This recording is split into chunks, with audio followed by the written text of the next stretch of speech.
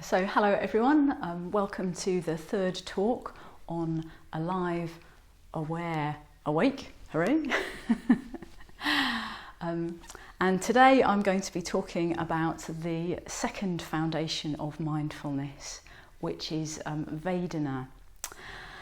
So don't worry if you don't know what that is, because I'm about to spend the next half hour telling you. Okay. So yesterday Hridaya Gita looked at body sensations. This whole area of like our five physical senses of sight, smell, taste, touch, etc. And just where they can take us in our practice. Now, vedana, we're looking at a very particular aspect of experience. And what this is all our sensations, we have a simple direct knowing of whether they are pleasant, unpleasant or neutral. It's just very, very immediate. And I've called this talk Mindfulness of Emoticons. Look, here we go. Pleasant, unpleasant. Oh dear, what am I doing now?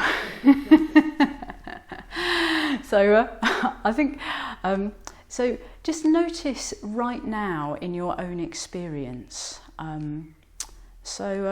Maybe notice, as you're sitting, how does your body feel as it's supported by the chair, or maybe you're lying down? Is that sensation of being supported pleasant, unpleasant or neutral? So for me, it's pleasant. And then maybe notice your sensations of heat and cold. How are your hands, say? Do they feel a bit sort of cold and chilly, or are they quite warm? So that's the sensation, the body aspect. And now you're just noticing, that sensation of heat or cold or about in the middle in your hands, is that pleasant, unpleasant or neutral? So for me, it's quite warm here in the Tara cabin at Taraloka. So my sensation is unpleasant. I've got sort of like slightly sticky, sweaty hands, and that is unpleasant. And sometimes it's like we don't quite know, it's not really one nor the other. So I'm noticing, for instance, that like my vest, I can feel the sensation of my vest slightly stroking the skin. And so that's my physical sensation. And in a way, it's neither pleasant nor unpleasant. So it might look a bit like this emoticon. Hello. And the reason that I'm using the emoticons for this is because vedana is a very, very simple experience. We just know, is it pleasant or is it unpleasant?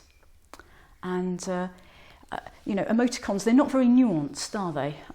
They don't get into sort of like lots of stories and thinking about things. It's just like, we like it, we don't like it.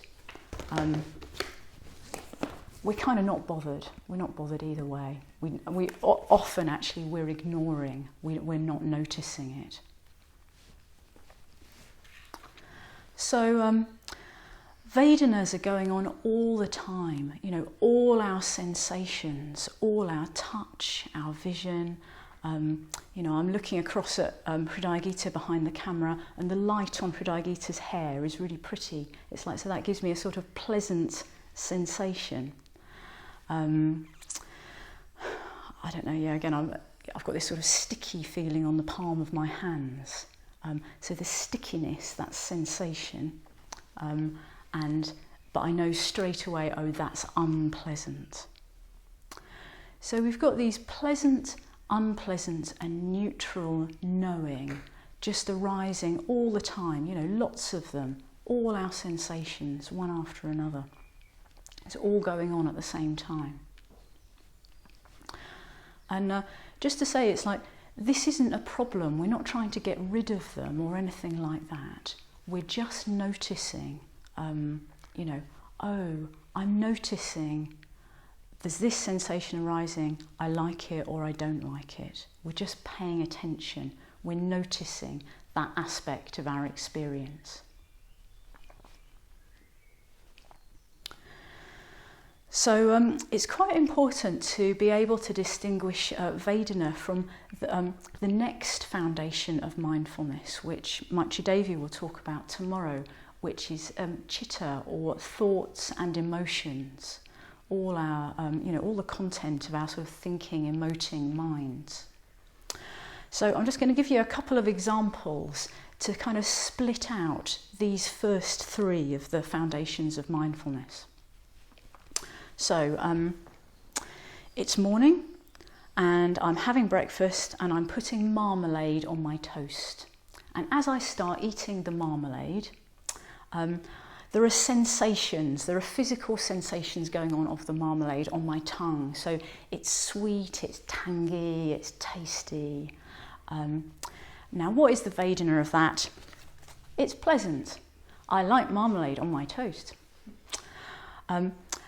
And then on the basis of that experience and that liking, things arise in my mind. So my dad, who often makes marmalade, arises in my mind. So I've got a memory come up. And then maybe that memory has an emotion. So I really love my dad and I get on well with him. So it's like there's a sort of pleasant emotion of love and all the times he's given me his homemade marmalade. So do you see there how it's like we've got these three aspects of our experience, which it's helpful to tell the difference. So you've got the sweet, tanginess of the marmalade, that's body sensation. Then the knowing of it as pleasant, and then the thoughts and memories and emotions coming up on the basis of the vedana and the sensation. Or for instance, I might have a day off and I'm thinking, I'd really like to go on a big bike ride. And then I look out of the window and I see grey clouds and I realise that it is raining. So how these three foundations might split out there. So I've got visual input, grey clouds. If I'm outside, I might have like the tactile sense of like the rain falling on my skin. And at that moment, that is unpleasant. So it's a sort of simple, unpleasant. And then comes in the emotions and the stories, like I might start feeling a bit grumpy or a bit irritable, and then I might have thoughts going through my mind, like, why does it always rain on my days off? It's sunny every day that I'm working, but the day that I'm off, it always rains. Okay? Now, Maitrisiddhi is going to be talking about how to work with thoughts and emotions, but we're just splitting out what the difference is between, between these three aspects of our experience. Okay, so where am I going next? So it's really helpful to realise, so in Buddhism, the mind also counts as a sense. So we have our physical senses, but also, in a way, it's like the mind is also producing like mind impressions or mind sensations. So every emotion, every thought also has a vedana. So say I have a thought, I don't know whether I'm going to be able to get all this done for tomorrow. That's a thought, and it has a vedana which, is anxiety pleasant? Generally not. Is anxiety neutral? Generally not. Is anxiety unpleasant? Generally yes, in my experience. Or for instance, the example I just used of starting to bring my dad to mind. actually then I get an emotion. I have a memory of my dad, I have an emotion of love. Well, is that unpleasant? Generally not. Is that neutral? Generally not. Love is generally pleasant. Woo! So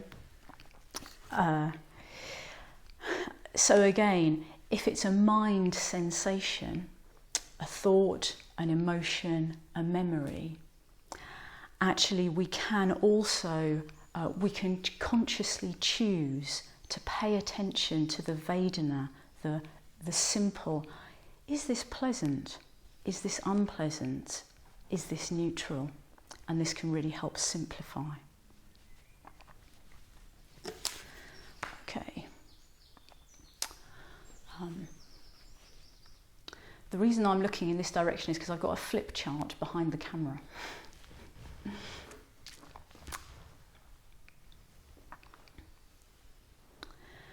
Yeah, so in a way it's like we're always going to have pleasant and unpleasant and neutral sensations arising and falling. That is just what it is to be alive. We're not trying to get rid of them. We're not trying to fix our experience so that we get exclusively pleasant vedana. Although, to be quite frank, that is the project that most of us are engaged on most of the time. So left to our own devices, certainly what I want to do is, if something is pleasant, I want to pull it towards me. I want to get more of it. And if I'm having a pleasant experience, I want to work out how that pleasant experience can continue indefinitely into the future. So an example might be, I'm eating a really nice vegan ice cream. They do them in our local village, Ellesmere now, vegan ice cream. And there I am eating the vegan ice cream. And am I showing up to that pleasant experience?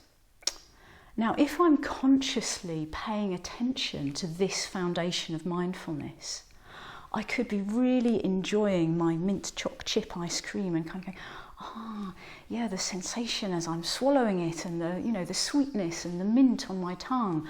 And I could really, really be enjoying that ice cream. But quite often, what I'll be doing is instead I'll be eating the ice cream and I'll be thinking, I wonder if I could cycle here more often, and why is it that not everywhere does vegan ice cream nowadays? And I mean, they've got mint choc chip, but they haven't branched out into rum and raisin, and that was always my favourite one. Why haven't they branched out into rum and raisin? Actually, it's like, at that point, I'm not showing up for my experience. I've departed from my direct experience, which is the sensation of the ice cream and the vedana of it, the pleasure of it. And I'm somewhere else trying to calculate how I can either get extra pleasure or make sure this pleasure carries on in the future.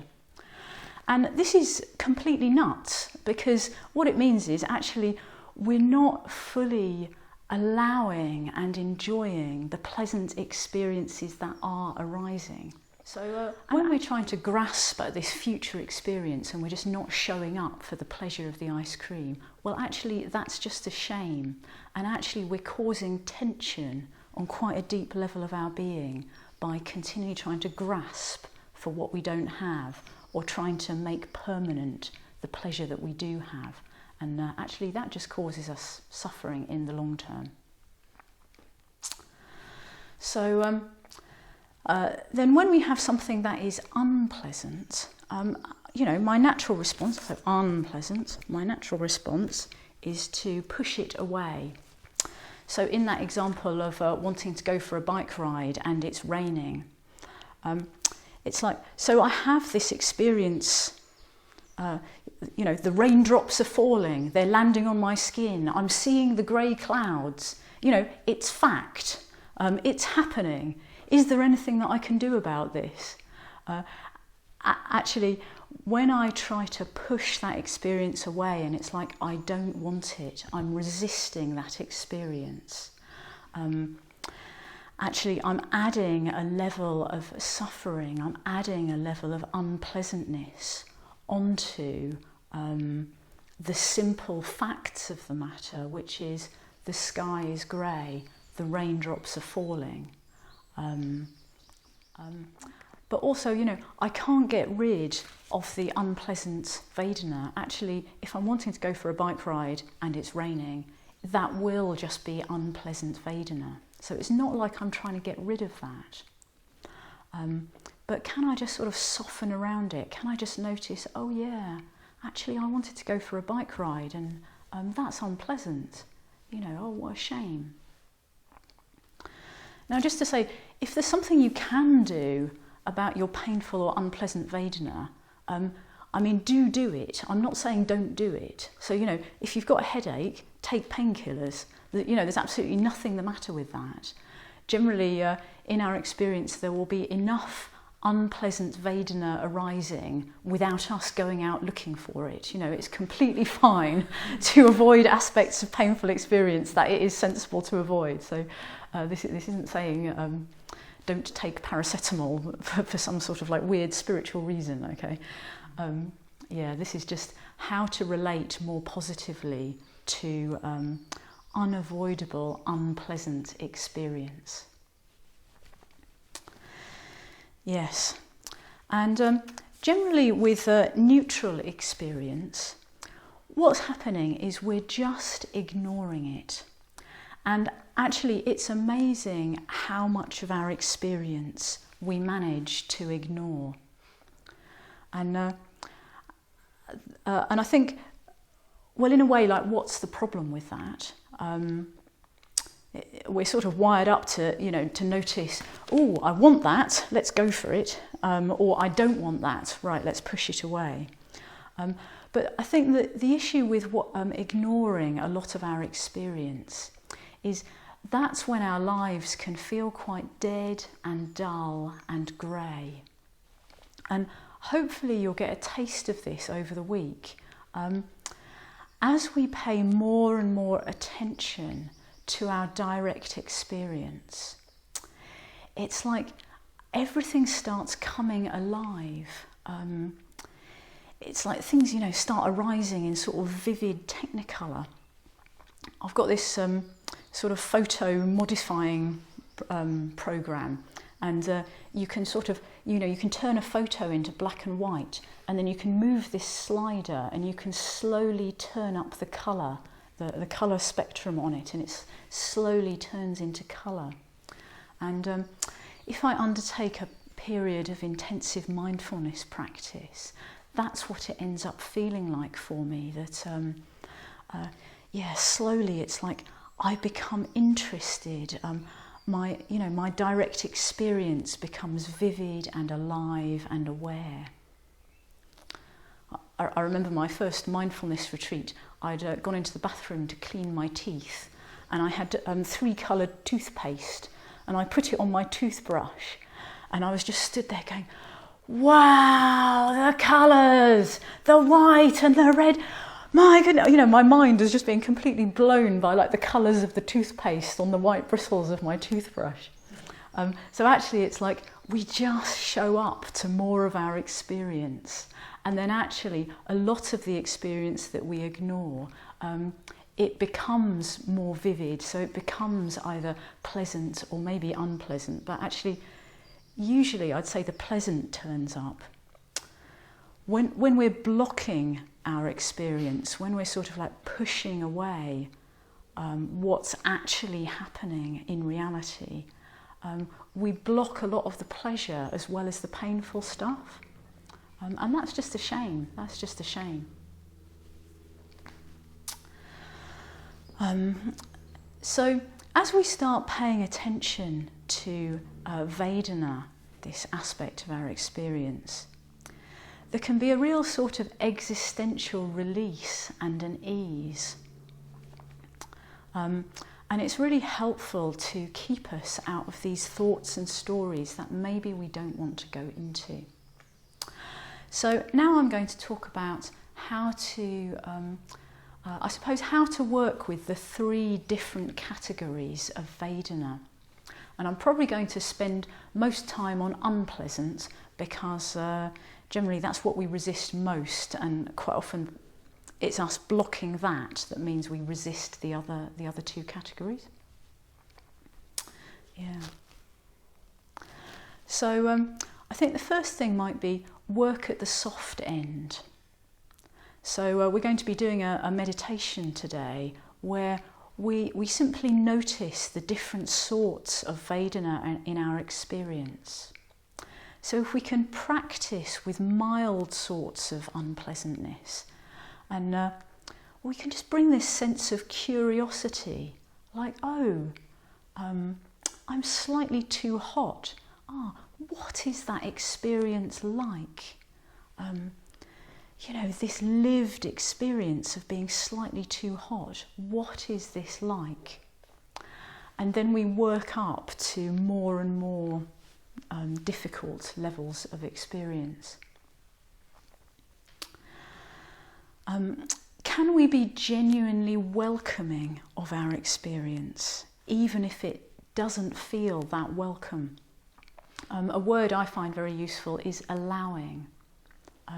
Can I allow this experience to be the way it is? Sometimes I'll actually sort of name it. I don't know, this emotion, this is painful, this hurts. Really sort of acknowledge, actually, this is an unpleasant experience. And probably the most important thing about bringing ourselves into relation with unpleasant experience is it really takes a lot of kindness. It takes a lot of kindness to be able to sit with unpleasant experience. So when you're doing this sort of like this allowing or this sort of, noticing or this curiosity, see if you can sort of like be alongside yourself in the way you might if you had a little puppy or, substitute cute animal of your own preference, or child or good friend or whatever works for you.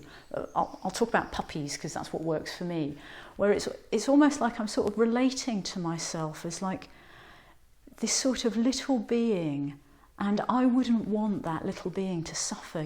I wouldn't choose this painful experience for this other being, and I wouldn't choose it for me either.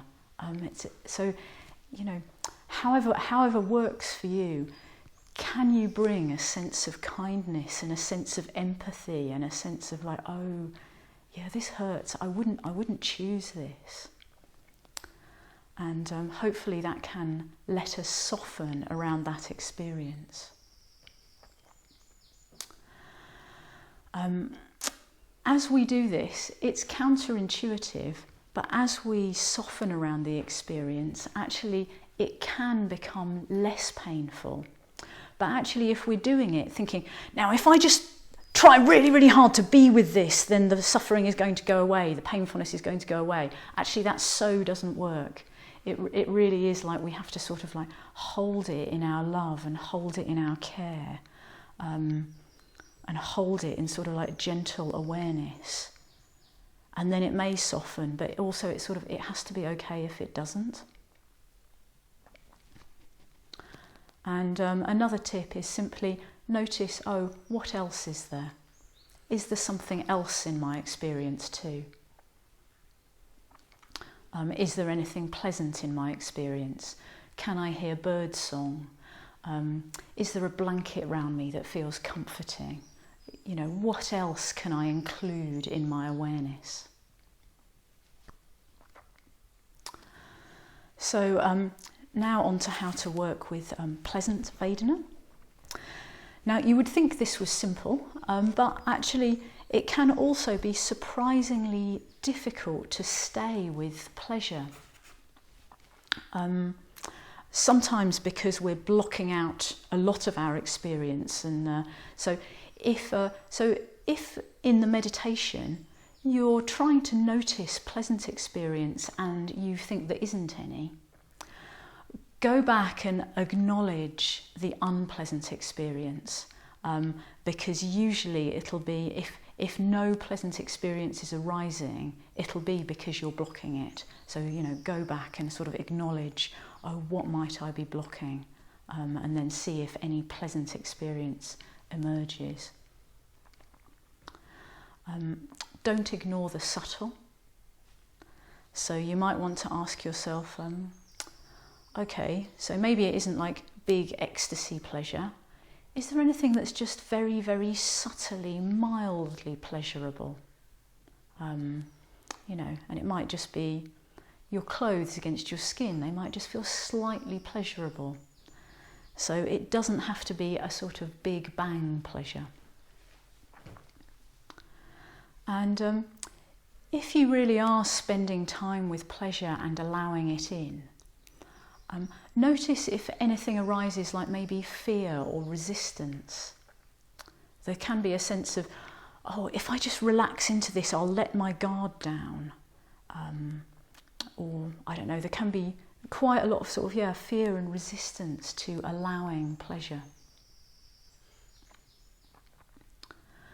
And I suppose it's just really important to notice when pleasant vedana is arising, particularly around mental states like contentment or ease. And we can just notice, oh, I feel slightly relaxed now. So that's your thought and emotion. And you can notice, and this is pleasurable. And you're allowing it, and that means that it will grow.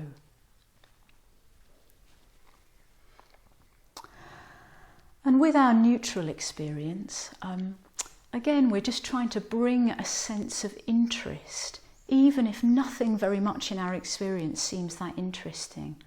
Well, can we be interested? Sound can be very interesting. What is it like, the sound of a car going past? What is it like, just the simple movement of stretching and drawing my arm back towards me? What is that like? Can we get interested? And so if we can get interested in vedana, actually it's like our life opens out. Our mind feels more expansive. We feel more alive. We're creating less tension. We're not fighting reality so much.